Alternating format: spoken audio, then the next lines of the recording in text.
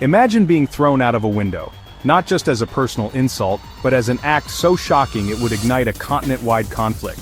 It sounds almost unbelievable, but that's exactly what happened in the early 17th century. This single, violent act didn't just make headlines, it sparked a major European war that would rage for decades and change the course of history. In 1618, two high-ranking Catholic officials were hurled from a window of Prague Castle by angry Protestant nobles. This dramatic moment, known as the Defenestration of Prague, set off the infamous 30 Years' War. The resulting conflict was one of the most brutal in European history. It lasted until 1648, leaving over 8 million dead and vast swaths of Central Europe in ruins. Towns were burned, fields left barren, and entire populations uprooted. What began as a local struggle between Protestant and Catholic states quickly drew in powerful neighbors. Key battles like the Battle of White Mountain in 1620 saw armies from across Europe clash in a fight for both faith and political dominance. After 30 years of devastation, the Treaty of Westphalia finally ended the war. This landmark agreement not only redrew borders, but also set new rules for diplomacy and religious tolerance in Europe, shaping the continent's future. But how could tossing a few officials from a window unleash such chaos? The answer lies in a tangled web of religion, power, and a continent already teetering on the edge of crisis.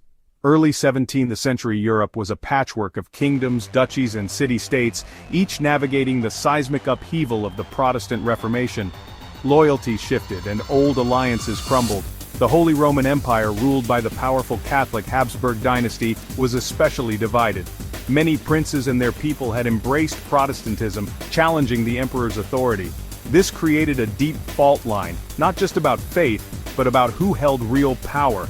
Religious differences masked fierce political rivalries and ambitions. The Defenestration of Prague was the result of years of broken promises, mounting tensions, and growing resentment among the Protestant nobility. Bohemia, a kingdom within the empire, had a long tradition of religious dissent. In 1609, the Protestant nobles secured the Letter of Majesty, granting them religious freedoms and autonomy. But when Emperor Ferdinand II came to power, he began to erode these hard-won rights. Protestant churches were closed and Catholic authority was reasserted with increasing force. On May 23, 1618, a group of furious Protestant nobles stormed Prague Castle to confront the emperor's Catholic regents. Their anger was fueled by years of oppression and the loss of their freedoms. The confrontation quickly escalated.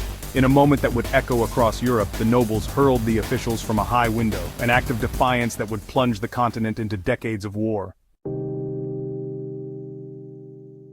Bohemia was primed for rebellion, with a fiercely independent identity and a legacy of religious defiance dating back to Jan Hus and the Hussite Wars. The 1609 Letter of Majesty had secured Protestant liberties, but Ferdinand II, a devout Catholic, saw it as his mission to restore Catholicism. His crackdown on Protestant rights was seen as both a religious and political threat.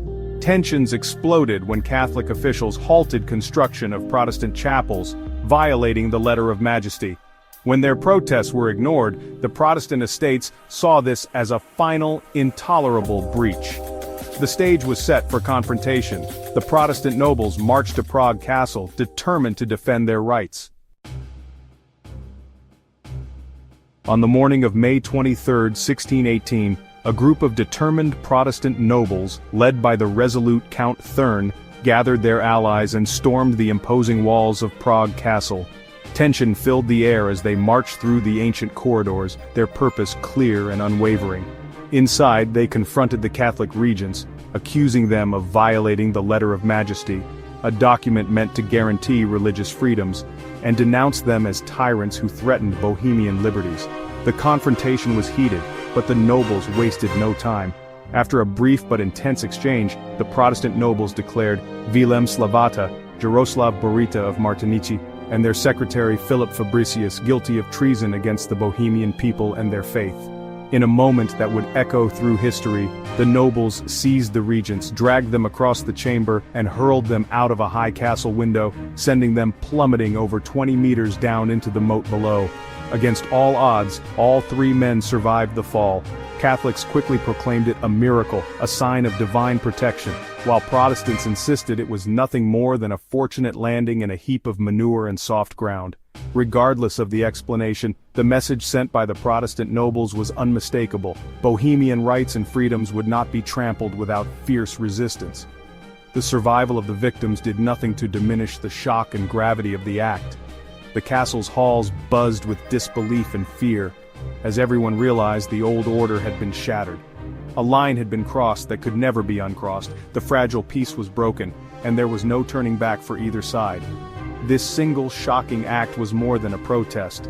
It was a bold declaration of open rebellion against imperial authority, a call to arms for all who felt oppressed. The Defenestration of Prague became the spark that set all of Europe ablaze, igniting the devastating 30 Years' War and changing the continent forever. The Protestant nobles had made their stand, and with that, the path to war was set in motion. Europe would never be the same. The defenestration was the first shot in a revolution. The Protestant estates seized control, formed a new government, and raised an army. In 1619 they deposed Ferdinand and elected Frederick V, a German Calvinist prince, as king, hoping for international Protestant support. But their gamble failed. England and the Protestant Union hesitated, leaving Bohemia isolated. Meanwhile, Ferdinand was elected Holy Roman Emperor, gaining immense power and allies in the Catholic League in Spain. He was determined to crush the rebellion. As Frederick held court in Prague, Ferdinand assembled a massive army to reclaim Bohemia. The Bohemian Revolt had become a fight for survival. The stage was set for a decisive clash. The Bohemian Revolt ended swiftly at the Battle of White Mountain in 1620. The Bohemian army was crushed by Imperial and Catholic League forces in under an hour. Frederick fled, and the aftermath was brutal. Protestant leaders were executed, their lands confiscated, and Protestantism outlawed. The Letter of Majesty was destroyed, and Bohemia's society was reshaped for centuries. The defeat signaled to Protestant princes that the emperor was serious about reimposing Catholic authority. What began as a local revolt now became a European crisis. Protestant rulers across Europe feared for their own territories. The war expanded beyond Bohemia, becoming a struggle for the future of the Holy Roman Empire and Europe itself. The 30 Years' War had truly begun. The conflict would only grow from here. After White Mountain, the war spread across Germany and Europe. Denmark intervened first, with King Christian IV leading an army to defend Protestant interests. But Imperial commander Wallenstein crushed the Danes, forcing them to withdraw in 1629. Emperor Ferdinand, at the height of his power, issued the Edict of Restitution, demanding all Protestant seized church lands be returned to Catholics. This radical move alarmed even Catholic allies and united Protestant princes in fear. The edict backfired, prompting Sweden's king Gustavus Adolphus to enter the war in 1630, backed by Catholic France. The conflict was now a full-scale European war, with shifting alliances and devastating consequences. The stage was set for even greater destruction. Gustavus Adolphus's arrival marked a turning point. The war was now about power, not just religion. France, a Catholic nation, funded Protestant Sweden to weaken the Habsburgs, their main rivals. The war became a contest for dominance in Central Europe. Gustavus Adolphus's military innovations led to major victories, but at a terrible cost to civilians. Armies plundered the land, causing famine and devastation. Even after Gustavus's death, the war raged on. France entered directly in 1635, escalating the conflict. The struggle was now between the Habsburgs and the Franco-Swedish alliance, fought mostly on German soil. The original cause, Bohemian religious rights, was lost in a wider battle for supremacy. The German people suffered most as foreign armies ravaged their lands. The war's brutality seemed endless. By the 1640s, exhaustion gripped all sides. Decades of war had devastated the German lands. Some regions lost half their population. Armies became mercenary bands more interested in plunder than causes. The drive for peace finally took hold.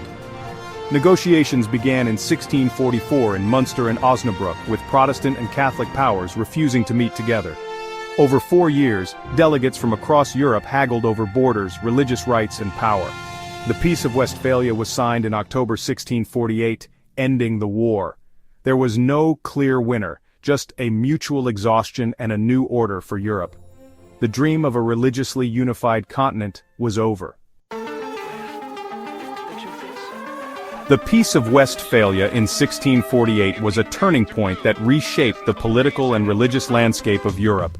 After decades of brutal conflict, leaders from across the continent gathered to negotiate a new order, seeking to end the devastation of the 30 Years' War. The treaty expanded religious freedoms, officially recognizing Calvinism alongside Catholicism and Lutheranism.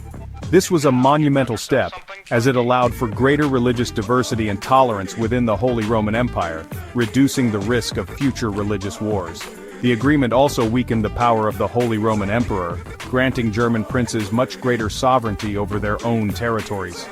This shift in authority marked the beginning of a new era of decentralized rule in Central Europe. As a result, Germany remained fragmented into hundreds of independent states for centuries, each with its own rulers, laws, and customs. This fragmentation would shape German and European history for generations. Meanwhile, Sweden and France emerged as stronger powers, gaining valuable territory. The Dutch Republic and Switzerland were formally recognized as independent, solidifying their place on the European stage. The devastation in Germany was immense. Millions perished, entire regions were depopulated, and economies were left in ruins. The scars of war would linger for generations, shaping the lives of those who survived. Yet, despite the suffering, Westphalia marked the birth of the modern international system. For the first time, diplomacy and negotiation took precedence over endless warfare. The principle of state sovereignty, control over territory and domestic affairs, became the foundation of international law, influencing how nations interact to this day. The war, which began with a dramatic act of defiance in Prague, ultimately ended with a vision for peaceful coexistence and mutual respect among nations.